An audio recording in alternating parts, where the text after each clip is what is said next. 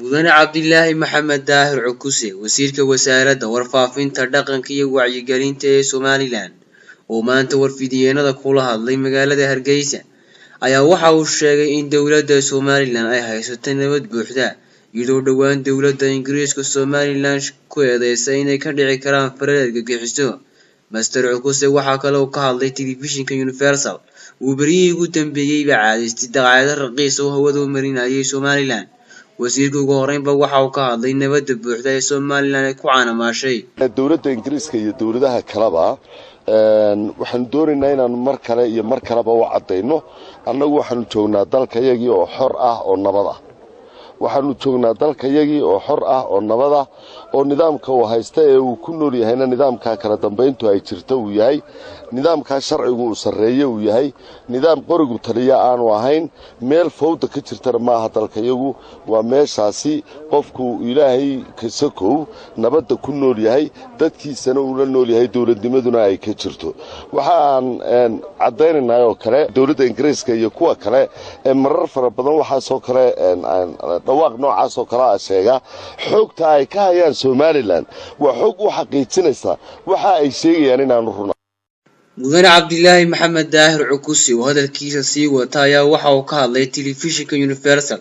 uu dhawaan dawladda Somaliland ay xidhay kaasi oo caadaystay daaqayada raqiis ah oo Somaliland hawada u mariyo. Master Cukuse Murani ka hadlay waxa hadalkiisa ka mid ahaa saxaafadda laga leeyahay dalka dibadiisa annagu ereygan caalamiga sida ballaaran loo isticmaalay ee imika makiinadii la furaba la yiraahdo waa caalami ma garanayno laakiin waxaan waayo caalamka af Soomaaliga quraaba laga dhageystaa caalamka loo dhageystaa ma jiro marka waxaan leeyahay annagu saxaafadan waxaan ku ixtiraameynaa hadba heshiiska ay nala galaan iyo qawaaniinta caalamiga Universal labadaba way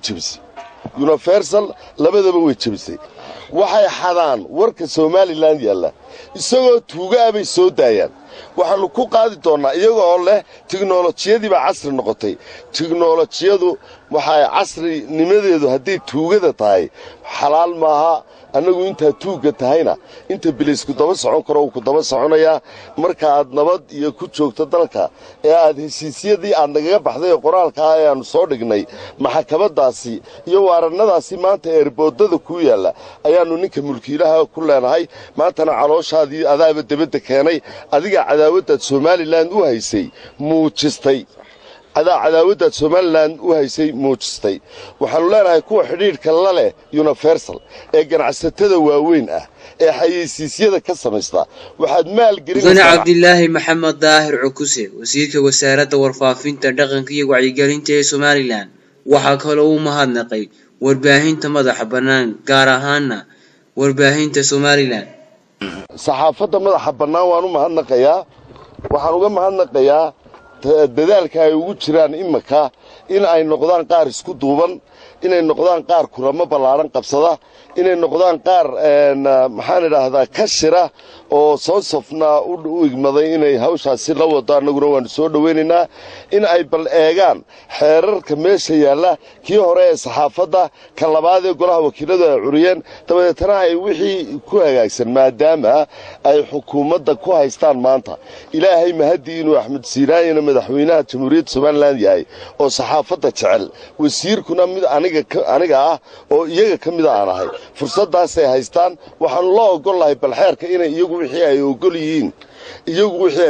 yihiin golaha wakiiladuna loo ogolaado inay xukuumaduna ku raacdo laakiin waxaan idin sheegayaa saxaafadda madaxa bannaan ee dalka laga leeyahay saxaafadda madaxa bannaan ee dalka laga leeyahay macnaha ka diiwaan gashan ee localka ee muwaadinku leeyahay waxaanu ugu dul qaadanaynaa si horaan u yiri sida ubadkayagoo kale waayo waa muwaadiniin halkan jooga oo khaldami karayaan khaladka ay galaan shuruucda dalkan ku qaadanaynaa. Cabdikariin Xaaji, shabakada caalamiga Hiral News, magaalada Hargeysa.